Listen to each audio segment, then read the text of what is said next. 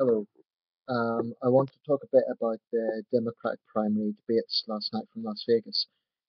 A few things to say before I begin with sort of my analysis of what I saw.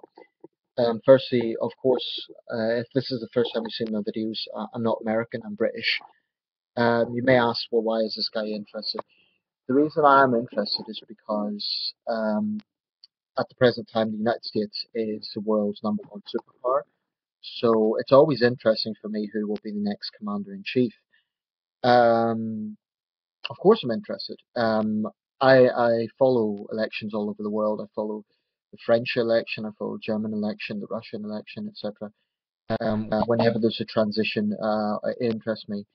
And naturally, America, the United States of America, is the world's most powerful country in most respects. So it does interest me about its future direction. Um, so that's a reason why I observe it. Secondly, I want to say that as an outsider, I don't necessarily experience things on the ground per se in the way that I might if I were there. So in other words, my perspective is has a certain limit. I can't sort of see everything the way American voters would necessarily see. Would my opinion alter if I could? Perhaps a little. I think if I'm being completely honest, maybe it would alter a little, but I can't imagine it altering a lot. Um, don't think there's much more to say before I commence. I think the easiest way to do this is to go through candidate by candidate and talk a little bit about how I thought they performed, some of the policy positions, and so on. I think that's the easiest way. Um, I should say, if I was an American, I'd much be, be much more likely to be inclined to vote Democrat. I am a centrist, but I think in American politics I'd be on the centre left overall. Um, I do emphasize centre left, not left left, and certainly there's not every democratic position I would necessarily agree with, but I do find when I look at both major parties, I do find that I have a lot more in common with the Democrats than the Republicans. I also think the Democrats have a much better international outlook overall, and for those reasons, I'm much more interested in the Democrats. The Republicans, when I watched the debate, I did watch the debate. Frankly, it seemed a little predictable. It was all about who could be the most conservative. Religion was inevitably brought into it. That didn't even feature in the Democratic debate. Um, and I found it a bit predictable. There are some Republican candidates I prefer over others, but for the most part, I've not much time for any of them, to be quite honest. On the Republican side. Amongst the Democrats, I may as well just say that I am biased towards Governor O'Malley. I believe he's the best candidate. I would like to see him with a real chance of winning. Another point though I'd like to make, and it follows on from this, I would not be slavishly endorsing any candidate because I don't know every single thing about them, and I don't want to make a fool of myself when maybe a scandal emerges later on, and I blindly support that person. So I don't want to be like that. Of course, I don't have a vote. I'm not an American. It's up to the American people to decide. Um, but I'm just sharing my views here. That's all. Um, and by the way, I would have absolutely no problem with an American commenting on the British general election or any sort of situation like that. I think when you live in an interconnected world and when you live in an open society, that's what happens. Anyway, without further ado, I'm going to go into the candidates. Five candidates last night. Three of them I'm quite familiar with, the other two not so much. Jim Webb and Lincoln Chafee I'm not that familiar with. I mean, I knew a little bit about the political experience, i.e., Jim Webb being a former naval administrator, I believe, and senator from Virginia. Lincoln Chafee I knew virtually nothing about. I believe he's had quite a lot of experience. Anyway, go candidate by candidate and talk a little bit about the debate itself. There were a few testy moments. I'll come to that. Okay, so I'll start with Lincoln Chafee. Um, I know very, very little about the guy. He's 62 years old. He's been a senator, a governor, and I believe I took notes last night as I was watching this. I was taking in lots of information. Um, yeah. Anyway, he came across as likable. He came across as quite diplomatic, but he did not look presidential. He looked sort of uncertain with a lot of his answers. He stumbled a little bit, actually more than a little bit. A few points he gave solid enough answers, good, moderate answers. He's a former Republican, liberal Republican. He says the party left him, not the other way around. Um, and I don't, I mean, clearly he's not going to be on the presidential ticket. I could see him as possibly a running mate, possibly, but he just didn't come across as presidential. He came across as uncertain in his answers. Um, and it's also worth noting that on Facebook he's just over 10,000 supporters. So this guy is not going to win the nomination. But I can see him in an administration. I mean, it's a bit of a pity in a way for Lincoln Chafee because he's got no shortage of experience. He's been a senator, he's been a governor. Sounds like he has a good gubernatorial record, but he just doesn't have that sort of gravitas to be a commander in chief. He doesn't really look presidential. He stumbled around his answers a little bit. So I don't think it was a great night for Lincoln Chafee. Jim Webb was the other, to me, unknown candidate, but I think he put on a slightly stronger performance. Um, he's an interesting background. He's a Vietnam veteran. He's got a Vietnamese wife. Um, Not that unusual in America. I know there's some other prominent Americans who have, for example, Vietnam veterans who are married to women from Southeast Asia. I'm slightly interested in that simply because I've had Asian girlfriends, so it's sort of empathize with that. But um, I don't know much about him. He was a little bit testy at times because he felt that he'd been ignored. I do think he had a point because Anderson Cooper was sort of saying, "Oh, you agreed to the rules and so on," but it's their job to make sure that each candidate gets a fair hearing. And I think it is fair to say that Clinton, Sanders, and O'Malley had a lot more say than Webb or Chafee. So I think they have a right to feel aggrieved if they're on the same podium and they feel that they aren't getting their fair airtime. That's a bit, I would be speaking up as well. I don't know enough about Jim Webb to really say whether I think he was a good president or not, and last night didn't really teach me a great deal more. He did stand out when all the candidates were asked who they think the biggest threat to America is. He really emphasized China, and he focused on China on several of his answers. I've mixed views on that. On one hand, I do think that the leadership in Beijing needs to be stood up to. I think it's very arrogant, and naturally, another great power is the power to do that. But this thing about the dominance in the South China Seas. It's true that China has been throwing its weight around, but I don't think America's been entirely helpful either. These sort of partnerships with the Philippines and so on is probably more provocative than it is diplomatic. So I think both the US and China are culpable in terms of easing tensions. So I support Jim Webb talking tough on things like human rights. I'm all for that. And actually, in the last Republican primary, not this year, but 4 years ago, John Huntsman, I respected the way he spoke out about that. I do think the Chinese leadership needs to be stood up to because a China that just rises and rises without challenge, that's not that cannot be acceptable. Um, he also stressed things like cyber warfare and so on. He's the only candidate that really mentioned China. So from that point of view, anyone that does see China as a major issue, I think that will make Jim Webb stand out a bit more than he has done. Whether it makes a great deal of difference in the polls, I would doubt. Um, but for anyone interested in foreign policy, that would certainly be something that's interesting because the others didn't mention it. Martin O'Malley. Well, I am somewhat biased because I'm very much in favour of Governor O'Malley. He's the youngest. By the way, Jim Webb, I believe, is 69. In terms of age, a quick point about this. Ronald Reagan was 69. William Harrison was 68.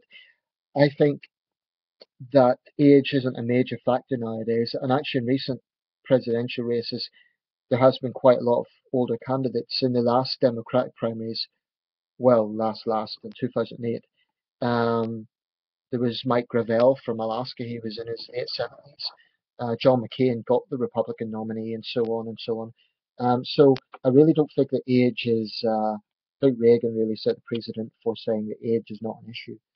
I think the only time age should be an issue is if someone is clearly in bad health or clearly their age is getting the better of them. But so long as they can run an energetic campaign, they have a very clear, solid mind with no signs of dementia or anything like that. I don't see why they should be prevented from running. I don't see why there should be an ageist attitude towards that. 60, any politician in their 60s, I don't really think 60s is that old. So Martin O'Malley is by far the youngest of the candidates. He's 52. Um, Several Iowa sources, which of course is interesting being Iowa, have called him the new JFK. Um, I don't know whether that's because of his policies or because he's Irish American or because he's from a northeast state. I'm not quite sure what that is. Um, I just feel the more I hear about Governor O'Malley, the more I like the guy or the more I relate to him. So, for example, many say he's a liberal, but it came out, I'm going to have to look into this, but it said that he takes a zero tolerance policy on crime. Now, that's something that my centrist inclination is very much in favour of, because I think that I'm conservative with a small c on crime. I don't think it should be tolerated. I think he performed very strongly in this debate. He came across as presidential. He came across as passionate. He clearly, at several points, was emotional. He spoke about, for example, an African American family in Baltimore who had suffered an arson attack after phoning the police on a group of drug dealers. And he was clearly emotional when he was saying this. This wasn't like PR. He was clearly moved. And what I got from that was this is a man who's really sincere. That's what I got from his body language. Um, he's very outspoken on the NRA. That's I have huge respect for. People will know from my previous videos my position on the gun issue. I'm very much in favour of gun regulation. Um, there was a point where it got testy between him and Bernie Sanders, where Sanders was saying, with respect, Governor, you don't understand rural issues. He made the point it's not about urban versus rural. He's not about taking away guns. He's about common sense regulation.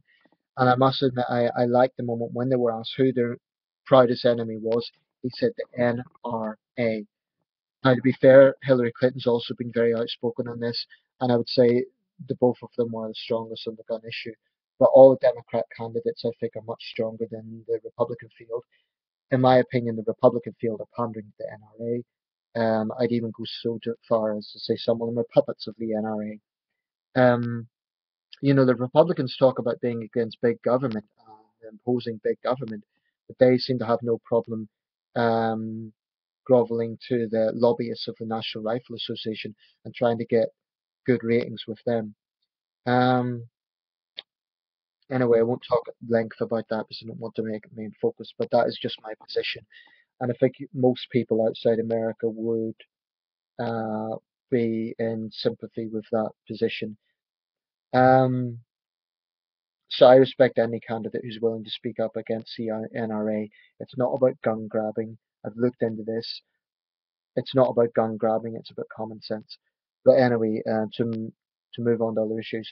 So yeah, I think his performance was solid. I try to be objective. I try to think, was there any point where he was weak? Um, Foreign policy, maybe a little bit vague on that.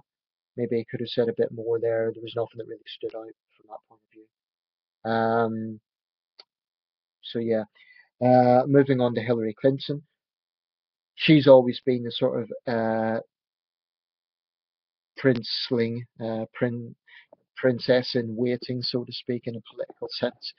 That is to say that she was always assumed to be this natural successor to Obama. She's probably the most famous Democrat, at least she was. She's a huge political name. She's a political heavyweight. She's been the Secretary of State.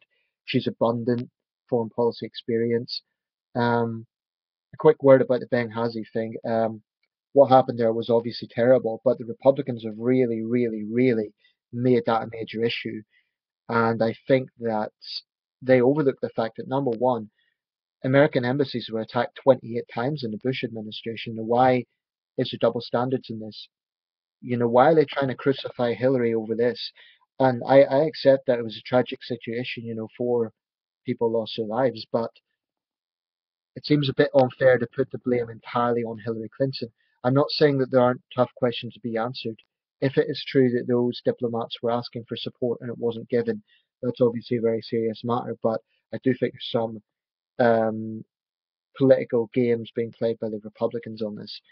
Um, what areas would go against Hillary? The thing about being hawkish, I'm not a pacifist, and I think in terms of the Syrian situation, I would like to see Western countries in general seriously review relationships with Saudi Arabia.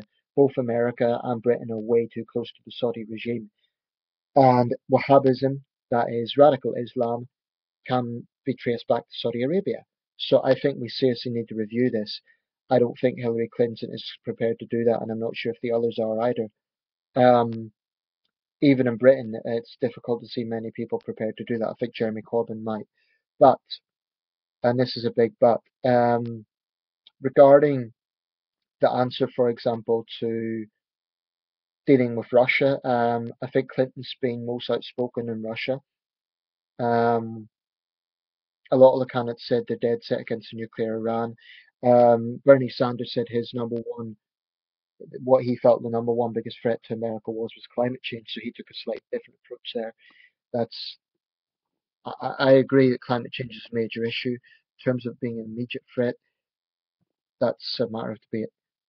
Um, I think Hillary had a strong performance, but not an exceptional performance. There were a few moments when things were tense between her and Bernie Sanders, but there was one point he defended her. He said people are sick and tired of hearing about your damn emails. That's a bit like Benghazi. The Republicans keep regurgitating this over and over and over again. It's not that it's not a valid issue, but when you continuously attack a candidate on a single issue, it looks like desperation. And I think that will play out among the public. The Republicans are going to need to get their act together and think of something better than just regurgitating the same stuff over and over again. They need to attack her on policy rather than just trying to dig and dig and dig at scandal, because I think it's bad politics. I'm not saying there aren't legitimate questions, but I think it backfires. Um, One thing I don't like about the approach Hillary Clinton has taken is the feminism. Um, my record on feminism, again, it's like the gun issue made it quite clear. I'm very critical of Western's third wave feminism. Now, what Hillary Clinton has been doing somewhat is pandering to this idea that she could be the first woman president. Of course, that would be a historic event. It would be something that would be very interesting, very historical, just like Obama becoming the first African American president. But, and this is a big but, I don't think that someone should be elected because of their gender. And she is using the same sort of approach that some female Labour candidates used here, and that was kind of like elect me because I'm a woman. I'm sorry, Hillary, but that's something that you have no choice over. When you were born, you didn't choose if you were male or female. It's a fact, but it's not like it's got nothing to do with whether or not you should be president. Because you have good women leaders, bad women leaders, just like men. So it's ridiculous to say vote for me because I'm a woman. I think this sort of feminist approach, I don't know what her spin doctors are telling her, but I think this sort of feminist approach will polarize male voters and a lot of women. Um, she is a powerful woman. She is, I'm sure, to many people, an inspiring woman, but being a woman in itself is not an achievement. It's not a flaw, and it's not an achievement. It's just a state of being. Just like being a man is not an achievement. It's not, all it is a fact. It's like I can't change the color of my hair unless I dye it. It's just a fact. So I don't like that feminist approach she's taken. I think it's bad politics. I just don't think it's the right way to go about things. I think one reason why Obama won in 2008 is precisely because he didn't constantly emphasize the fact he was black. Um, so he got a wider appeal.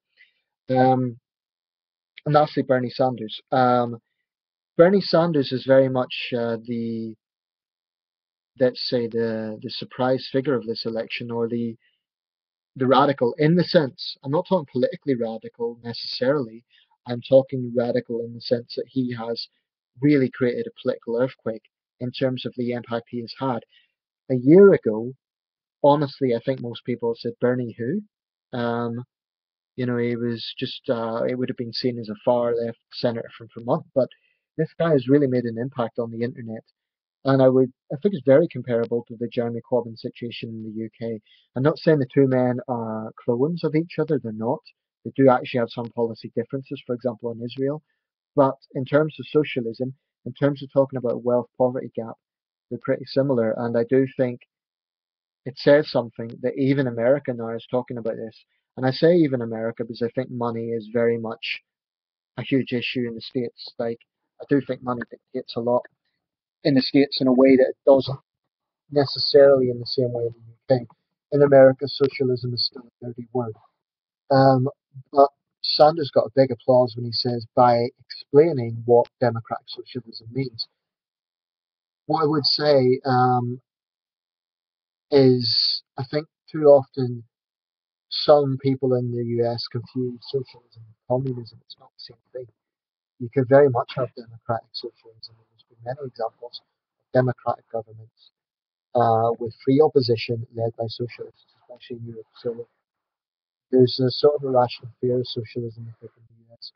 Um, the questions he is asking is entirely valid. At one point, he says, "Do not call yourself a capitalist," almost like it would be blasphemy not to do so. What he said was, "I'm not a casino capitalist," and he got a lot of applause for that. This is an area where Sanders could trump the others, because none of the others are really prepared to talk in those sort of terms. They all speak about closing the wealth poverty gap, but I think that Sanders is soaring ahead in this regard. Um, he's 74. Is it too old? Remains to be seen. He seems to have plenty of energy. I don't think there's any signs that his age has went against him so far. Time will tell. Is there anything I'm not sure about Sanders on? Well, he was criticised for his positions on the NRA, but he says he got a D minus from them, so I have to take his word for it. Um, yeah, that's my analysis of the five candidates. Um, a quick point. It's not that I'm against the Republicans, full stop. There has been times when I've agreed with Republicans. It's just this particular year, I think it's a particularly right wing and reactionary group of Republicans. I don't think there's many liberal Republicans there. I don't think there's many moderates there. I think they're all competing to see who can be the most conservative. It's a little bit boring and a little bit predictable. Um, Trump, I think some people have even said that he's a decoy. He's not even a Republican. He's only there to try and um, divide the Republicans. I don't know if that conspiracy is true or not, but my instinct at the moment is the Democrats are going to get another win. Because the way that American elections have worked, and it's similar in the UK, is that when a party has been in power for 8 years, they tend to be on the ascendancy. If we think about the trend, um, there's been a few exceptions, but after Reagan left the White House, another Republican won. After, well, okay, Kennedy was assassinated, but a Democrat followed on from that. It's more often the case that a party will get re-elected than defeated after 1 or 2 terms. I think that's fair to say. Um, Although I guess countering that with the fact that both Clinton and Bush, they had their 2 terms, then the other party won.